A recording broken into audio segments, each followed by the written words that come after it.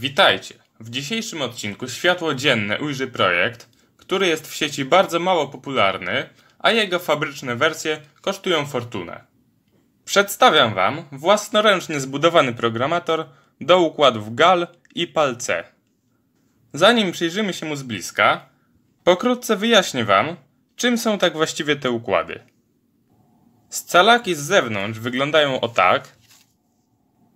Są w obudowach DIP, podobnie jak proste układy logiczne z lat 80. i 90. I to nie przypadek, bo układy te pochodzą właśnie z tamtej epoki. Są już, można powiedzieć, zabytkowe. Nie oznacza to jednak, że powinny leżeć i się kurzyć. Są stosunkowo tanie, niezawodne i proste w użyciu. A jeśli o użycie chodzi, to służą one do budowania niezbyt skomplikowanych układów logicznych. Taka pojedyncza kostka może zastąpić praktycznie każdy z układów, które widzicie tutaj. To jest, jak się domyślacie, cyfrówka z lat 80. i 90. Różne bufory, bramki, zatrzaski itd. I jakby się postarać, to w taką jedną kostkę można upchać kilkanaście takich kostek. Daje to nam duże pole manewru, jeśli chodzi o miniaturyzację, oraz budowanie, projektowanie samych układów jest przyjemniejsze, ponieważ nie musimy głowić się, jak połączyć kilkanaście kostek, tylko bierzemy jeden układ stąd i w odpowiednim programie piszemy, jaki tam hardware w środku ma zostać utworzony. Układy GAL i PAL-C można nazwać pradziadkiem współczesnych układów CPLD oraz FPGA. Oprócz uniwersalności, te układy mają jeszcze jedną bardzo dużą zaletę, a mianowicie szybkość. Opóźnienia reakcji takiego układu są porównywalne do opóźnień zwykłej bramki logicznej, ale jakby tych bramek połączyć kilkanaście, a później ten sam układ zbudować na GAL-u lub układach PAL-C, to wyjdzie na to, że połączone bramki logiczne są wolniejsze. To tyle, jeśli chodzi o układy, które będziemy w dzisiejszym odcinku programować. Teraz rzućmy okiem na urządzenie, które to programowanie wykona. Z zewnątrz wygląda dosyć schludnie, ponieważ obudowę, jak widzicie, zrobiłem na drukarce 3D. Wygląda to dużo lepiej niż pocięte dykty poklejone termoglutem. O obsługiwanych układach chyba opowiadać nie muszę, bo są na samym programatorze. Sam układ wkładamy tutaj w tą podstawkę. Mamy od razu zaznaczone, w jaki sposób. Tu mamy dwie diody sygnalizacyjne, złącze USB. I tak na dobrą sprawę z zewnątrz już nic nie ma. Teraz zajrzyjmy do środka.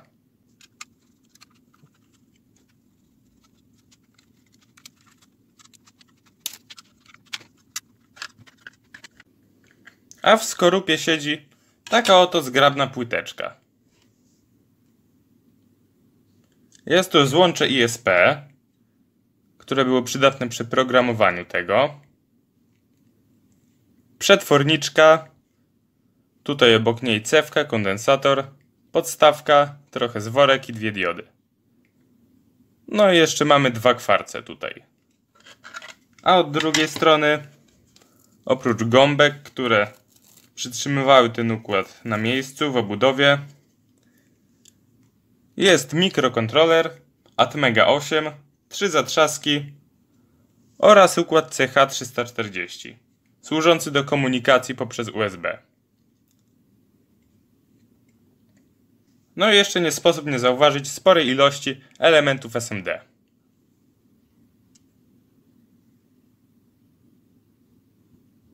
Układowi nadałem nazwę palec wersja 1.0.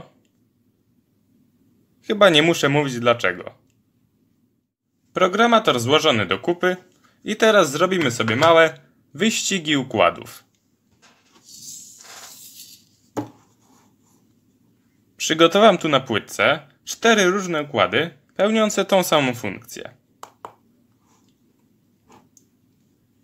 Naciśnięcie przycisku powoduje zmianę stanów na wyjściach układów. Jak widzicie, 4 zachowują się identycznie. Pierwszy zawodnik to jest bramka 74 HCT02, bramka NOR. Na drugiej pozycji startowej jest GAL 20V8. Na trzeciej bliźniak Palce 20V8. A na czwartej Atmega 32 taktowana zegarem 20 MHz. W jaki sposób będą się one ścigać? Zobaczymy, który ma najmniejsze opóźnienie reakcji. Czyli stan wyjść którego układu zmieni się najszybciej po zmianie stanu na wejściu. Rzecz jasna nie będziemy tego sprawdzać gołym okiem, bo jest to zwyczajnie niemożliwe. Pomoże nam oscyloskop. Oscyloskop podłączony. Kanał pierwszy jest podpięty od tutaj, a kanał drugi tu. Jedna bramka z tego układu jest tutaj takim buforem, żeby sygnał wejściowy nie szedł od razu z przycisku. I najpierw sprawdzimy sobie tą bramkę logiczną. Jak widzicie, gdy na wejściu pojawia się stan wysoki, na wyjściu jest stan niski i na odwrót. To teraz zejdziemy sobie z podstawą czasu. Pewnie trzeba będzie do minimum.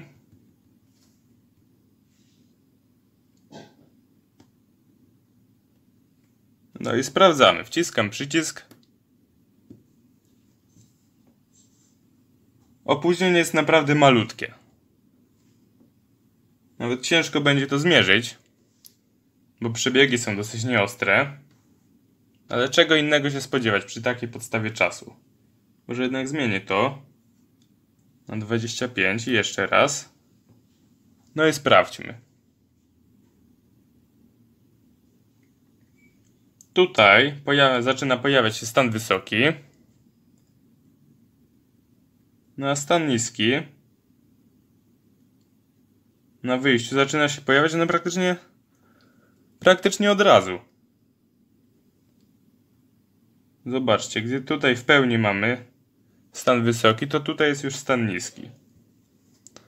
Ale powiedzmy, że dla każdego układu będziemy ten czas mierzyć od momentu, kiedy stan wysoki zaczyna się pojawiać, do momentu, kiedy w pełni mamy stan niski. To będzie dosyć łatwo zmierzyć.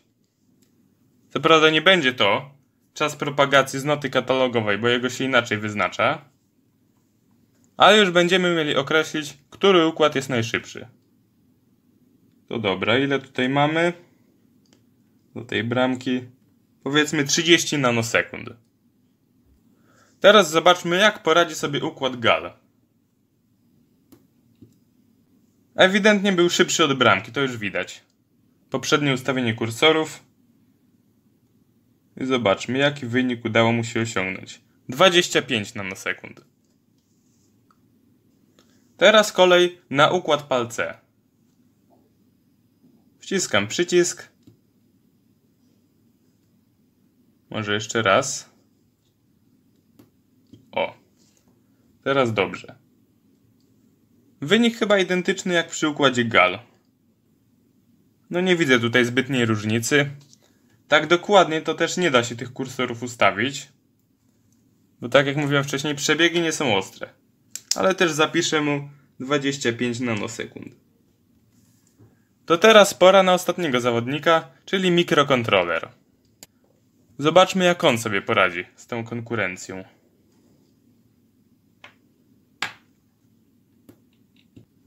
Widzicie jaki ślimak? Ekran się skończył, nie zdążył zareagować. Zmienimy podstawę czasu na 100 nanosekund i zobaczmy teraz. No, dopiero teraz zobaczyliśmy. Ile tutaj mamy? 334 nanosekundy. Mikrokontroler został daleko w tyle. Zobaczmy, może uda mu się poprawić wynik.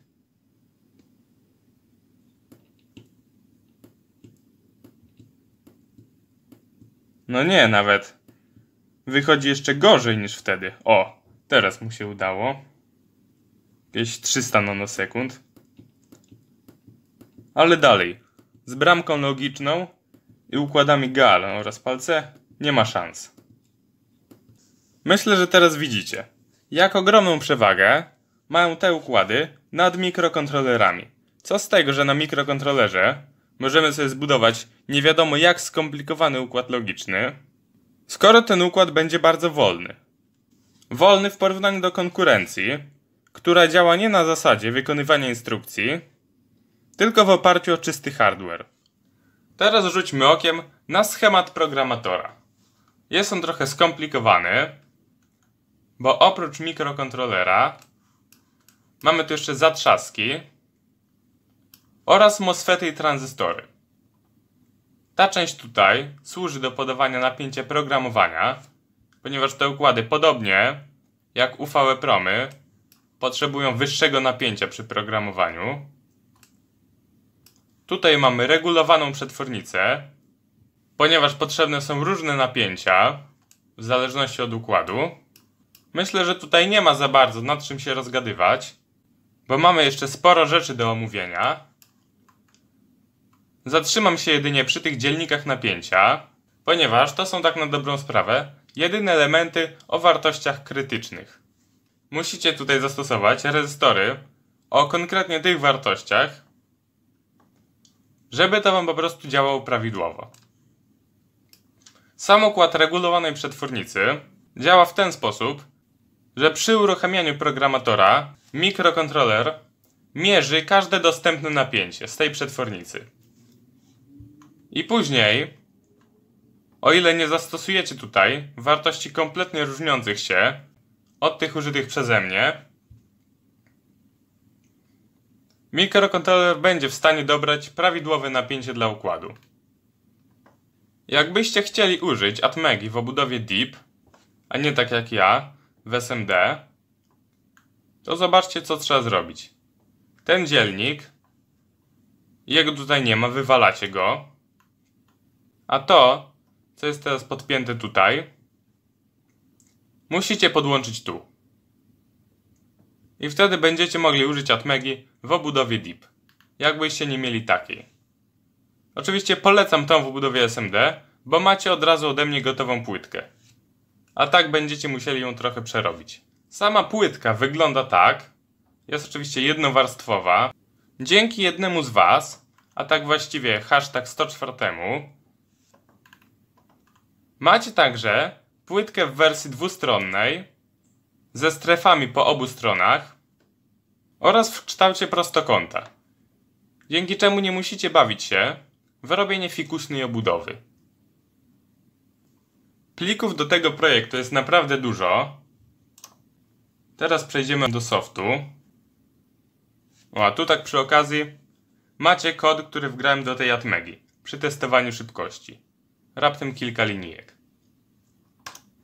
Natomiast kod dla naszego programatora jest już dużo dłuższy. Mamy tu 1500 linii z hakiem.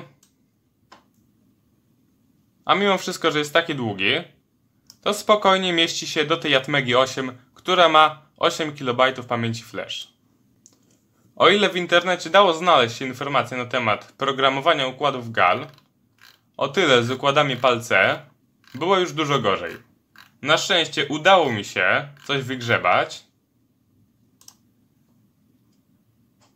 tyle że po indonezyjsku. No ale co tam, jak się nie ma co się chce, to się lubi co się ma. Wstukuję to w tłumacz i lecimy. Trochę przełożenie tego na program zajęło, ale było warto, bo koniec końców wszystko działało.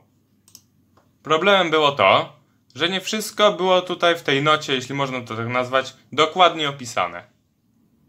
Części rzeczy musiałem się domyślać poprzez umieszczenie układu na płytce stickowej i wstukiwanie bitów palcami. Przyciskami wciskanymi palcem. No cóż, nazwa układów jest całkiem trafna. Układy PAL-C programujemy palcem. W porównaniu do gali, palce są trochę przekombinowane. Kod dla gali pisało się przyjemniej. Zobaczcie dlaczego. Czekajcie, zjadę tam do pewnego miejsca. O, patrzcie na to. Tak wygląda kawałek kodu odpowiedzialny za weryfikację wsadu dla układu PAL-C.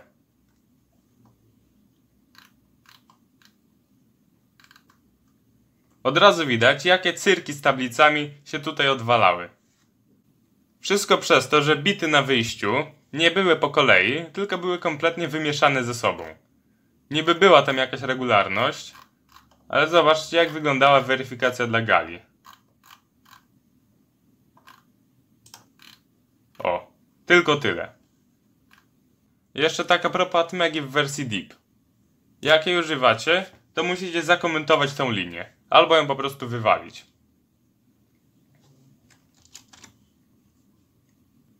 Do obsługi naszego programatora mamy napisany przeze mnie program przeglądarkowy, który myślę jest dosyć przejrzysty i prosty w obsłudze. No niestety nie można tego powiedzieć o kodzie, który tutaj musiałem napisać. Największe cyrki były przy przetwarzaniu mapy fuse bitów na dane, które trzeba załadować do układu. Najcięższe w całym projekcie było przetwarzanie mapy fuse bitów, weryfikacja dla układu palce 22V10, no i jeszcze błądzenie po omacku i wstukiwanie bitów z palca. Ale myślę warto było, bo wszystko działa, a takich projektów to ze świecą szukać. Sam chciałbym, żeby ktoś już wcześniej przede mną to zrobił i żebym mógł użyć już gotowego rozwiązania. Ale dzięki temu, że ja podjąłem się wyzwania i ten programator stworzyłem, wy teraz nie musicie poświęcać na to kilkudziesięciu godzin swojego czasu, tylko macie gotowca. Ale to jeszcze nie wszystkie pliki. Została jeszcze obudowa. Tutaj macie projekt.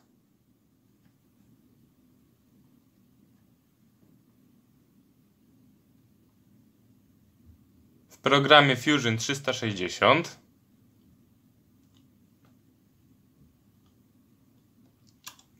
I wszystkie te pliki, które wam pokazałem, są tradycyjnie na dysku Google. Jak zawsze dorzuciłem tutaj też listę elementów oraz PDF-a do termotransferu. W folderze Soft jest paczka zip z programatorem przeglądarkowym, skompilowany w SAD oraz sam soft napisany w C. A ostatni folder to jest po prostu góra i spód obudowy. Ja to drukowałem na drukarce Prusa Mini, a program, w którym generujecie plik G-code dla drukarki, to może być na przykład Prusa Slicer.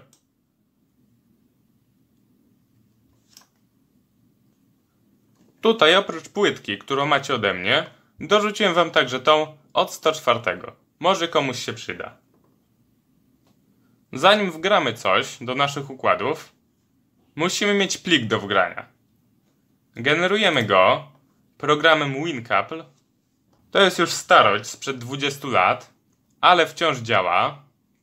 Podobno są problemy na Windowsie 10 czy na jakimkolwiek Windowsie, ale mi się udało to zainstalować zarówno na 10, jak i na 7.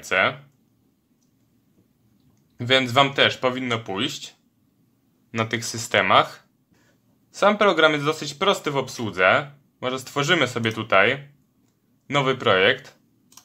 Zobaczcie, po otwarciu samego programu wygląda to tak. Wyskakuje takie okienko. I teraz wybieramy nowy projekt.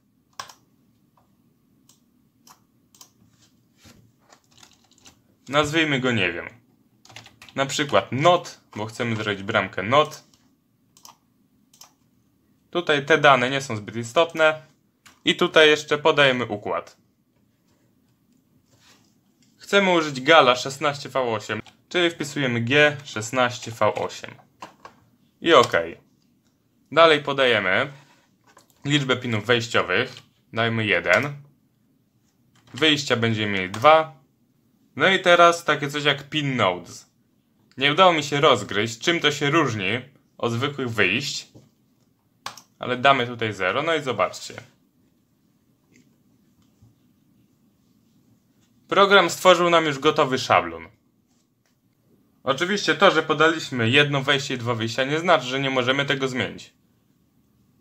Możemy nawet podać 0 wejść i wyjść i dopiero później sobie je tutaj dopisać.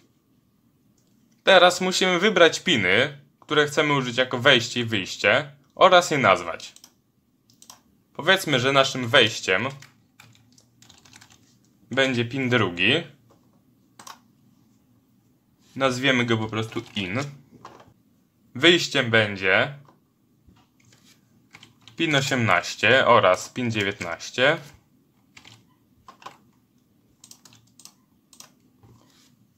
Na jednym wyjściu chcemy mieć stan niezanegowany z wejścia, a na drugim zanegowany. Czyli to nazwiemy sobie Q. Tutaj Q inverted. Pamiętajmy o średniku. Tutaj już te średniki są wpisane, ale na końcu każdej linii musi być średnik. Numery pinów są takie jak w obudowie. Czyli jak tutaj mamy górę naszego gala, to tu jest pin pierwszy, tutaj 10, mamy tu 10 nóżek, tu 11 i tu po kolei aż do 20.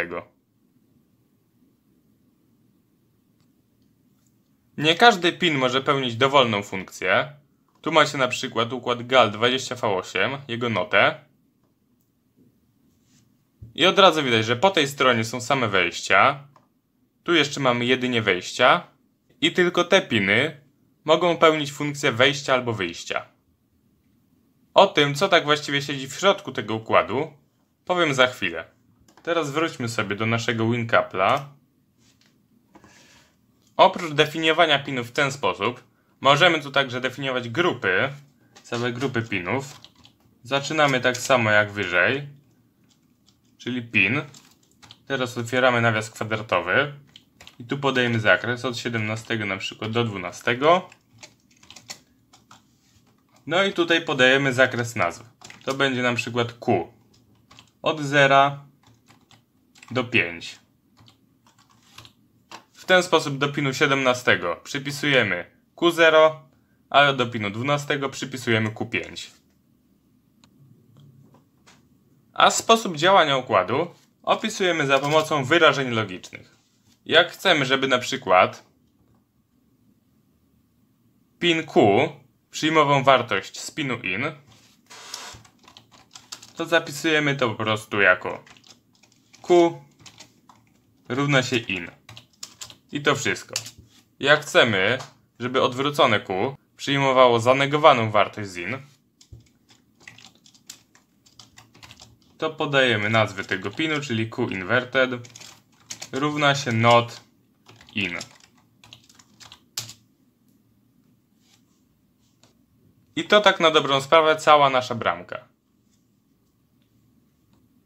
Mamy tutaj także operator OR, który jest hashtagiem. Może ja to powiększę trochę. Operator OR to hashtag. AND to będzie ampersand. No i jeszcze jest XOR, który jest tutaj dolarem. No to dopiszmy sobie coś jeszcze. Coś związane z pinami otymi tutaj. Że na przykład chcemy, żeby Q0 równało się stanowi in, XOR, no jakiś drugi stan sobie tutaj dajmy, drugie wejście.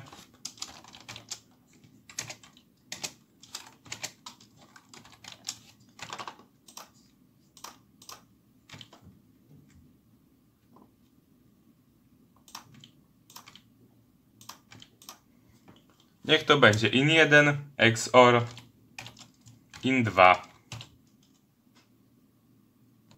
Zdefiniujmy jeszcze całą grupę wejść. O, tutaj średnika bym zapomniał. Czyli piszemy pin i tutaj zakres.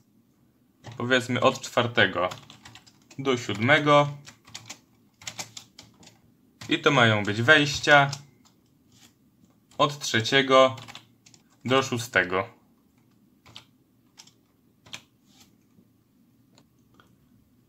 Przypiszmy teraz coś do pinu Q1, czyli Q1 równa się na przykład in3 and in4 or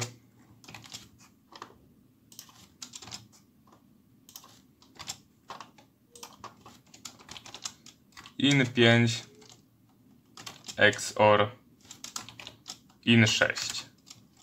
Na przykład takie coś dajmy. Żeby wam pokazać, jak tak właściwie pisze się różne wyrażenia w tym programie. A Q2 niech się równa in3 and in4 i tak aż do in6.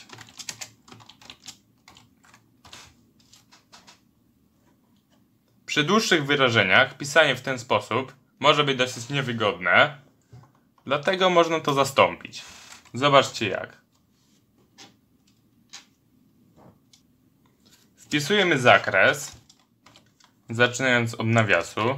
Niech to będzie in3 do 6. Teraz dwukropek i operacja logiczna, jaka ma być wykonywana pomiędzy tymi wejściami. U nas to będzie AND. I to wszystko. Dużo krótsze, a pełni tą samą funkcję. Teraz trzeba to skompilować. Klikamy tu i cyk. 0 ostrzeżeń, 0 błędów. Kompilacja się udała.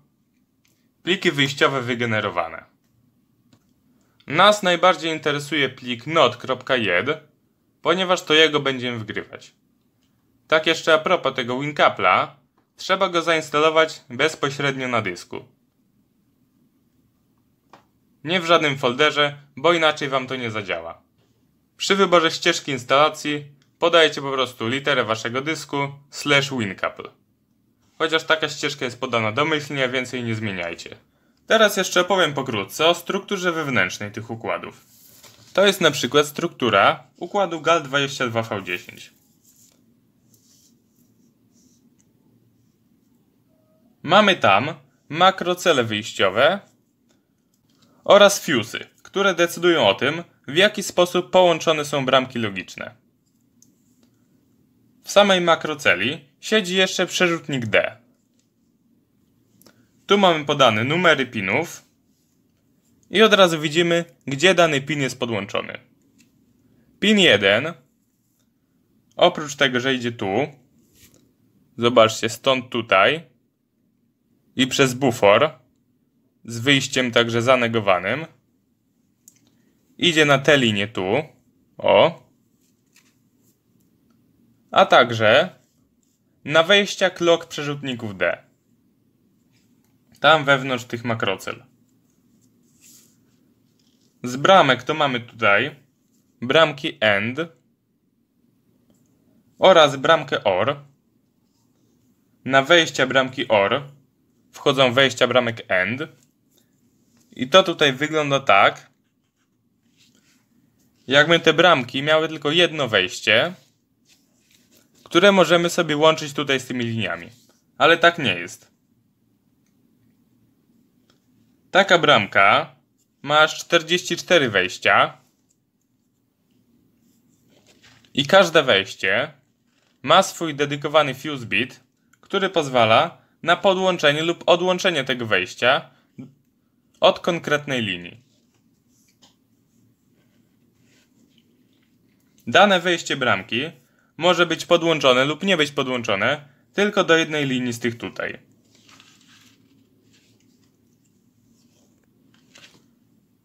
Stworzenie połączenia, na przykład w tym miejscu, podłączy jedno z wejść tej bramki AND do tej linii tu, a ta linia jest podłączona do tego wejścia.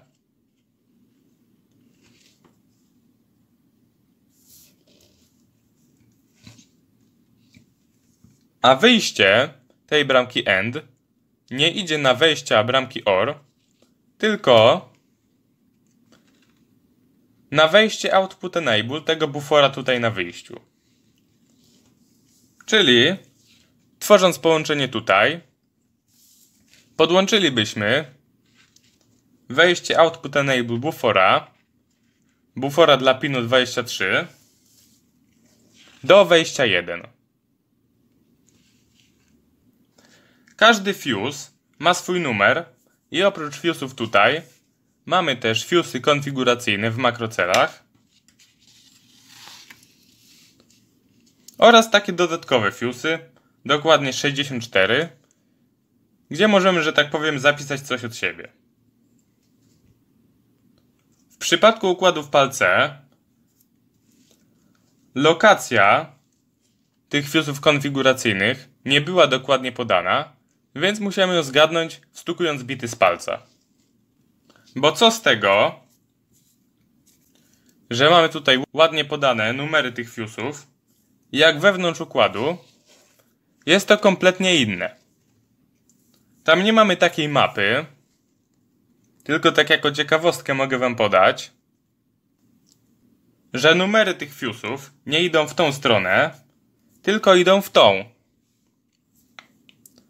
Na początku ładujemy dane dla tych fuse'ów, później dla tych i tak dalej aż do końca. Wgrajmy teraz w SAD do naszych scalaków i zobaczmy, czy zadziałają tak, jak żeśmy je zaprogramowali. Na pierwszy ogień idzie GAL 16V8, a później ten sam wsad wgramy do układu PAL-C 16V8. Mimo że w programie podaliśmy, że generujemy wsad dla układu GAL, to ten sam wsad zadziała także z układem PAL-C. Podpinamy nasz programator przez USB. Wybieramy układ GAL 16V8. Na liście jest 6 układów. Tu mamy jeszcze checkboxy do odznaczenia. Możemy przeprowadzić autotest programatora, zweryfikować wsad po wgraniu oraz wybrać długość impulsu wymazywania. I czy w ogóle chcemy wymazywać. Teraz załadujemy sobie wsad. Nasz plik to był not.jed. Otwieramy. Od razu mamy informację, z jakim układem jest kompatybilny ten wsad. No i wgrywamy. Trzeba jeszcze wybrać, pod którym portem szeregowym jest nasz programator. Teraz on się resetuje. Przeprowadza ten autotest, przeszedł i wgrywa wsad. No i cyk, po robocie. Wsad wgrany, zweryfikowany, nie ma błędów. Od razu tutaj widzieliśmy, jakie parametry nasz programator dobrał dla układu. One zostały dobrane na podstawie wartości odczytanych z samego układu, ponieważ zawiera on informacje o tym, jakim algorytmem trzeba go programować. Teraz wgrajmy to samo do układu PAL-C. Autotest już sobie darujemy i wgrywamy. Idzie to trochę wolniej, bo impuls jest dłuższy. Ale cyk, poszło. Przetestujmy teraz obsługę błędów w naszym programatorze. Najpierw włączę programowanie z pustą podstawką. Mamy błąd pustej podstawki lub niekontaktującej. Teraz wsadzę elektrolita pomiędzy plusa a minusa zasilania z podstawki. Oczywiście wcześniej odznaczę checkboxa od autotestu. No i zobaczmy, czy teraz przejdzie z elektrolitem. No nie. Mamy informację, za duży pobór prądu. Tak samo by było w przypadku zwartego układu. A teraz włożę układ uszkodzony. I odpalę programowanie.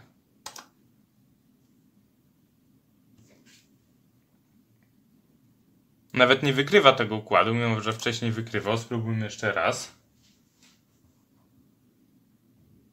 Mamy tu oczywiście kupę innych komunikatów. Mam nadzieję, że nie będą się wam one wyświetlały, że to wszystko będzie śmigać. Ale nawet jak coś pójdzie nie tak, no to będziecie od razu wiedzieli, w czym jest problem.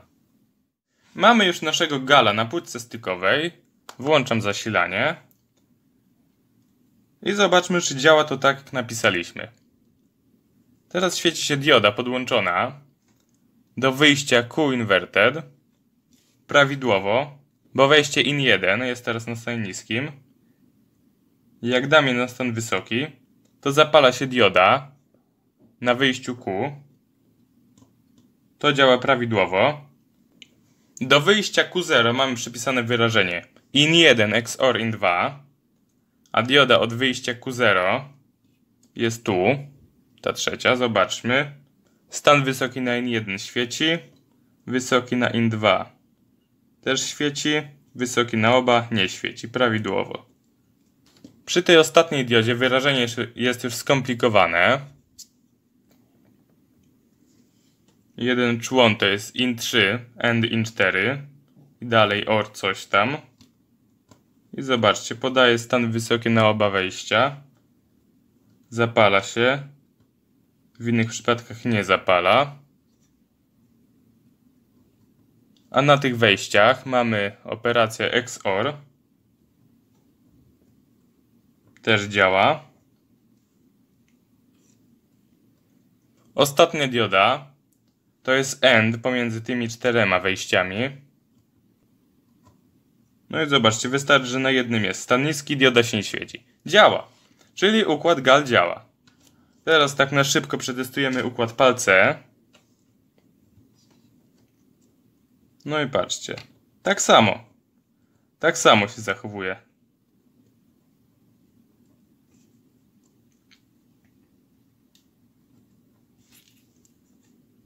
Udało się, zadziałało od strzała. I wszystko mamy w jednym układzie. Nie musieliśmy budować nie wiadomo czego z układów serii 74. Wygoda połączona z szybkością działania układu.